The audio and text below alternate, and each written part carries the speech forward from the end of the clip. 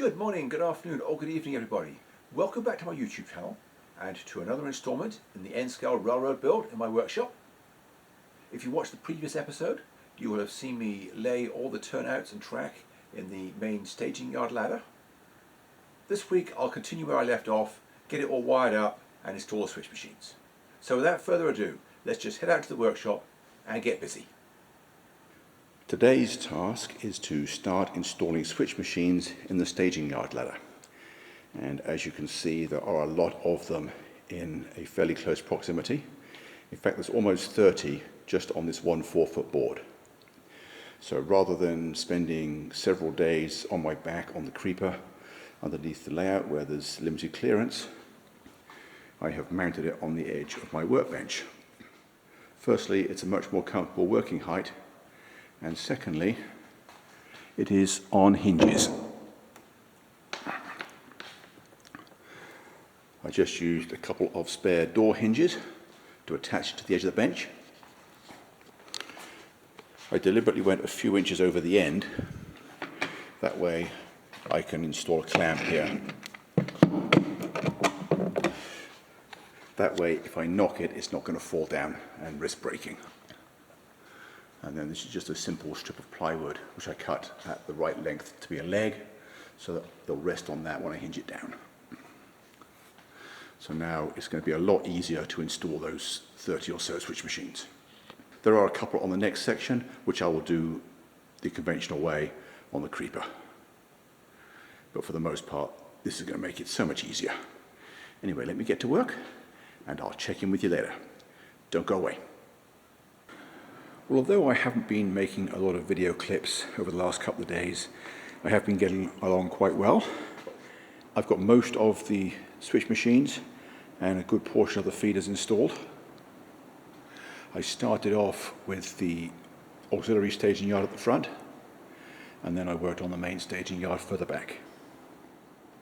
I'm using the same color of feeders for the staging tracks, even though there are isolating rail joiners behind every turnout on all 4 rails, because I'm not quite sure what the client wants in the way of switching to ensure that staging tracks can be turned off. I know he's running a mixture of direct current and digital control, which makes everything a lot more complicated. Anyway, it is almost the end of the day. I think I've just got time to solder all the feeders to the rails, and then I'll probably go in and then finish it tomorrow. So don't go away, I'll be right back. Well, that is all the feeders soldered at the top end.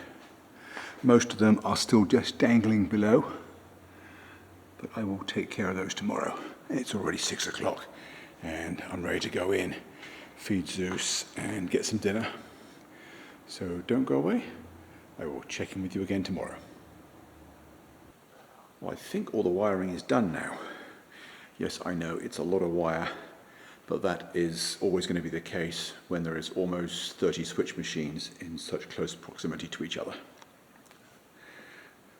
All the green is the frogs, and everything else is color-coded by power district.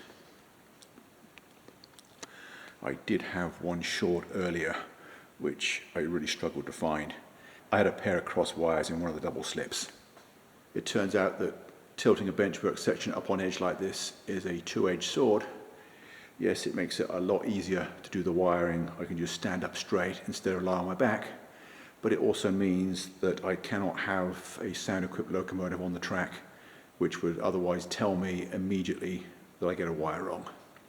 Anyway, now I just have to put it back down and run a locomotive test over every turnout and every route. So let me do that, and I will be right back.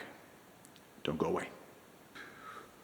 Well, I was just about to start running a test, and then I realized that I hadn't connected up the bus wires. So what I've done now is put jumpers in from one section to the other, so all 3 sections are now live, even though I've only got one set of feeders into the blue and white. And I've also installed a dual frog juicer to power the reversing loop, which is the pink and grey. It's not in its final location. Ultimately, it's going to be moved to the next board under the helix, which is a more sensible place since about 98% of it is on that board. Anyway, now I think I'm ready to run the test. So let me do that and I'll be right back. Don't go away.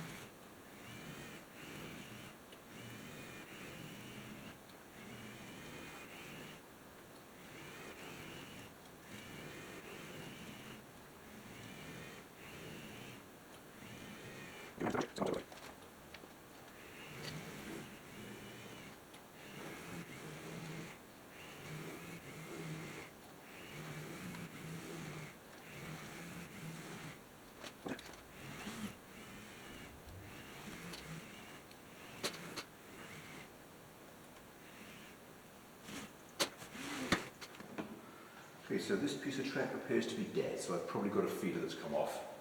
Once I've fixed that, I will call that 100%. Well, there I was thinking that I had a perfect test, and then right at the very end, this last piece of track appears to have a feeder off. So I'm just going to get underneath and check that, and then I can call it good. The only two pieces of track that I haven't run over are these two, and that's because the turnouts for those two are not wired up yet. Those switch machines will be on the last octopus board, which will be mounted to the next section under the helix. And obviously that's a long way away at the moment, so I'm going to do those once I've got this section reinstalled. I haven't mentioned anything about it yet, but I'm sure you're anxious to know why this one is surface mounted. That is because if we look under there, there is just no way that I was going to be able to get a control for a switch machine down there. So this shows my method of surface mounting. There are any number of ways of doing it, but I think this is the simplest. Just glue a block of wood to the plywood.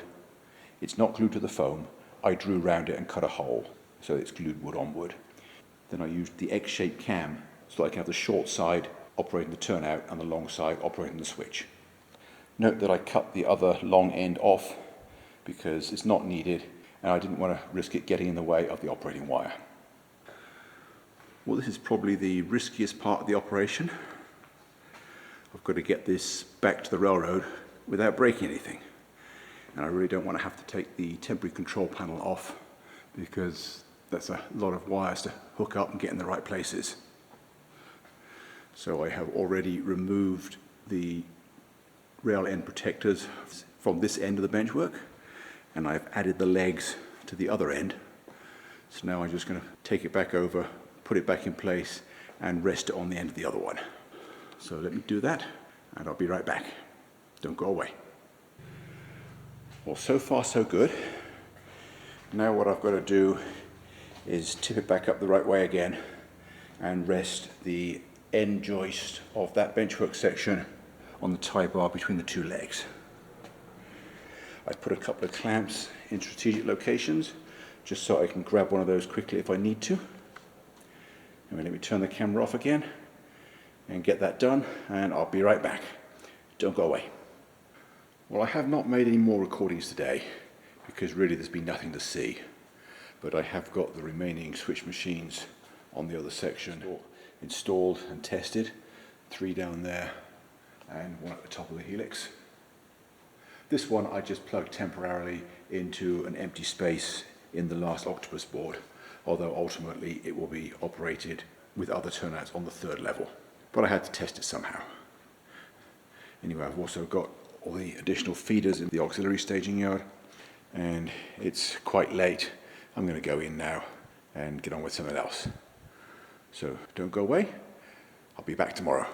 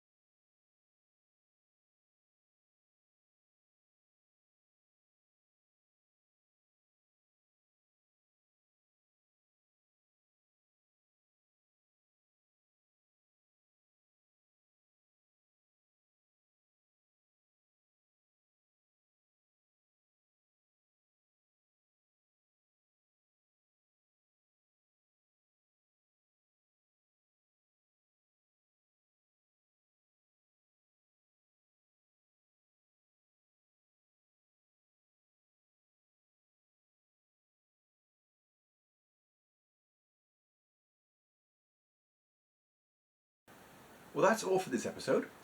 I hope you enjoyed the show and found something useful. And I hope to see you again next week, when I will get it reinstalled and continue elsewhere on the railroad. So until then, thanks for watching, and bye for now.